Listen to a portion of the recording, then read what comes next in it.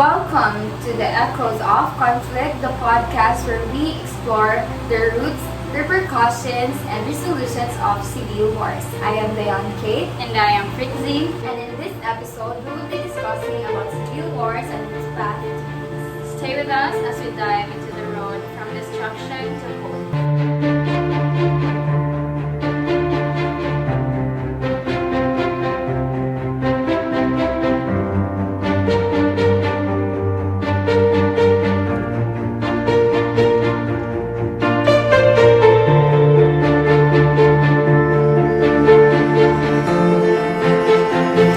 Civil wars are some of the most transformative and most devastating conflicts in the human history. They are not just events of the past. They continue to shape the world where we live in today. So, in this episode, we'll look at what causes civil wars, their human and societal toll, and the long, challenging process of rebuilding peace. We'll share stories from histories, reflect on lessons learned, and discuss how individuals and communities can play a role in peace building. We'll also dive into the salon topics. It is those deepest conversations that civil wars bring to the surface, like the role of justice, forgiveness, and the cultural impact of conflict. So, grab a cup of tea or coffee and join us for an in-depth explanation of civil wars. Oh, let's start with the basics. What is civil war in your own words? In my own opinion, I think civil war is a war within organized groups between with the same nation or a country. That is precisely correct. As its core, a civil war is an internal conflict within a country, often found between government and opposition group or between different factions. Unlike international wars, which involve separate nations, civil wars happen within borders.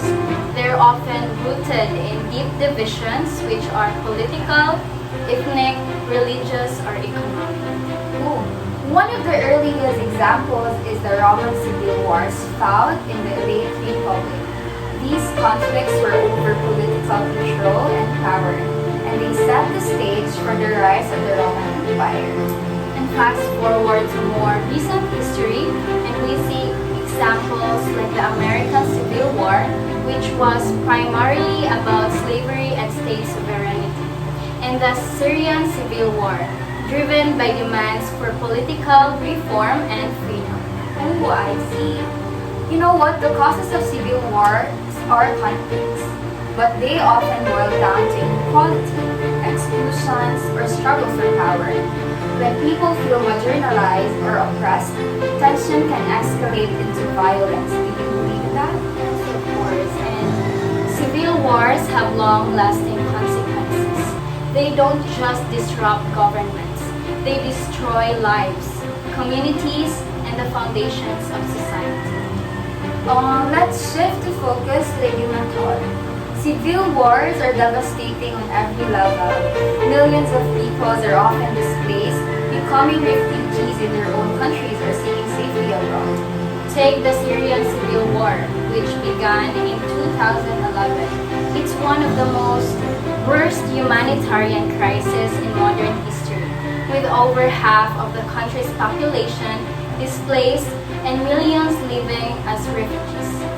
Beyond displacements, there's the psychological toll survivors of civil wars often face immense trauma, losing loved ones, witnessing violence, or living with fears for years. That's so scary.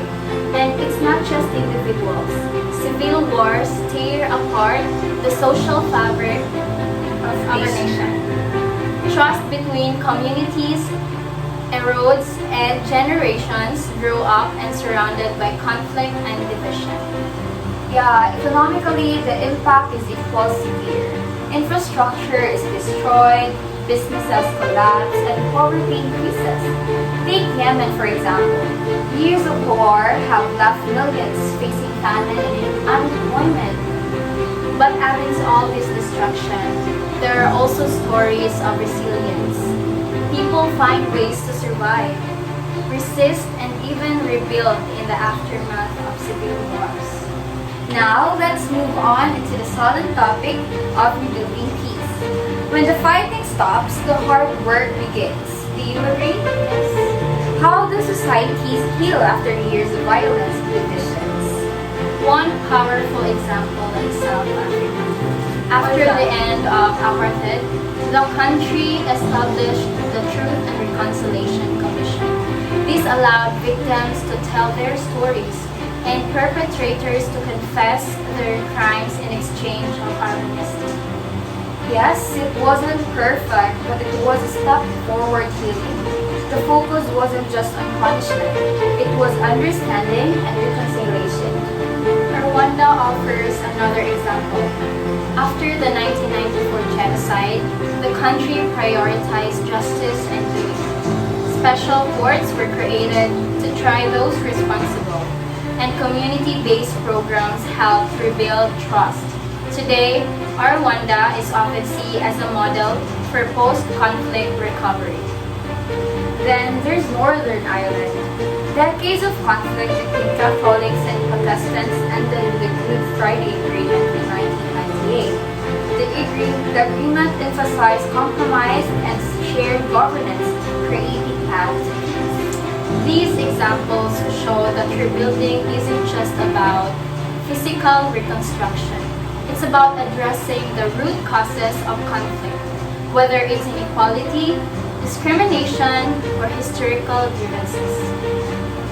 Another solemn topic that worth discussing is the balance between justice and forgiveness.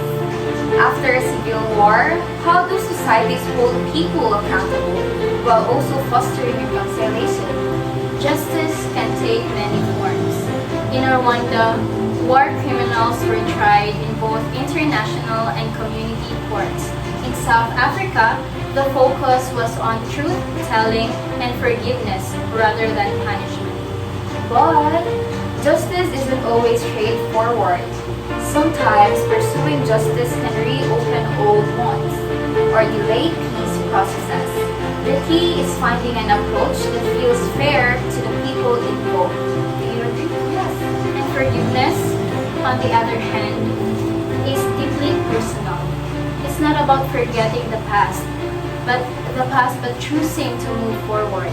In many post-conflict societies, forgiveness has been essential for healing. That's absolutely correct. Think about Nelson Mandela. After spending 27 years in prison, he chose forgiveness over revenge. His leadership helped unite South Africa during the time of immense division. But it's important to remember that forgiveness doesn't come easily, nor should it be forced. It's a journey, and it requires genuine effort from all sides.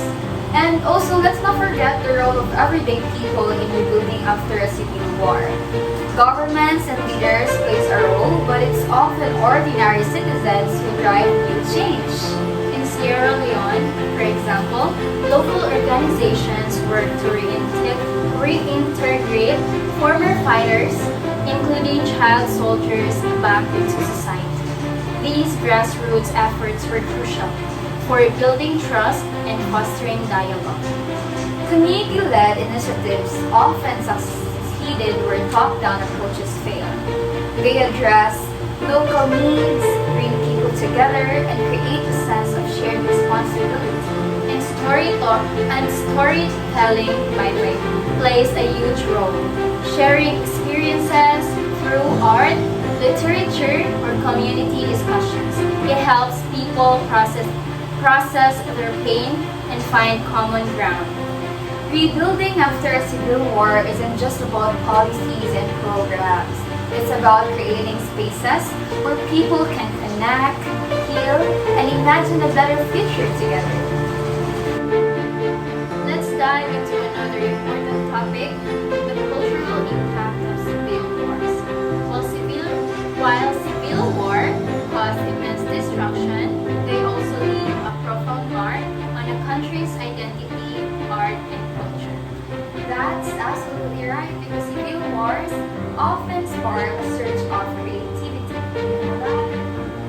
People use art, music, and literature to process their experiences, document history,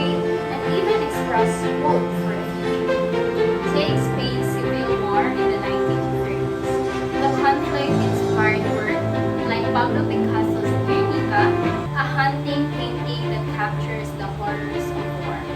This piece continues to resonate as a powerful anti-war statement. You know what? Similarly, the Vietnam War influenced music across both. You know the songs like Blowin' in the Wind by Bob Dylan and Marvin Gaye's What's Going On. That became anthems for teens and resistance, reflecting the emotions of an entire generation. In literature, civil wars have inspired countless works. Chinua Achebe's Ant Hills of the Savannah explores the political instability and human struggles in a post-colonial Nigeria, while Sierra Leone, Ishmael Bios, A Long Way Gone offers a first-hand account of a life of a child soldier. Ooh, these creative expressions do more than document history. They help societies heal by fostering dialogue and empathy. They remind us that the shared humanity that often gets lost during conflicts. Civil wars also play a major role in shaping national identity. They force nations to confront difficult questions about who they are and what they stand for. Look at the United States after Civil War. The country had to redefine itself, not just politically but socially.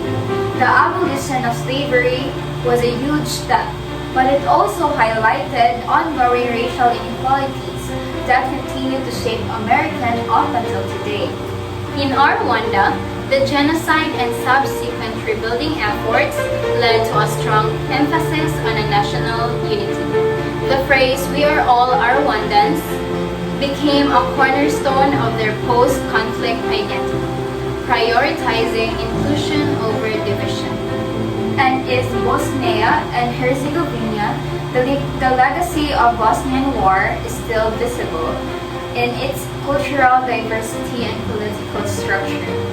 While challenges remain, the country's multicultural identity has become a symbol of resilience and coexistence. These examples show that while civil wars are devastating, they also force societies to reckon with their past and envision a new future. Now let's move forward to another crucial element of rebuilding after civil war. Education can be a powerful tool for healing and preventing future conflicts. Absolutely. In post-conflict societies, schools often became space for teaching peace, tolerance, and reconciliation. Take Sierra Leone, where peace education was introduced to teach children about conflict resolution and coexistence.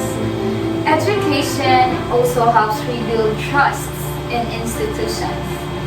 When people see investments in school, it signals a commitment to their future. It's a way of saying, we are prioritizing and your children. But it's not about the access to schools. It's also about what's being taught. Curriculum needs to address the history of the conflict in a way that promotes understanding rather than division.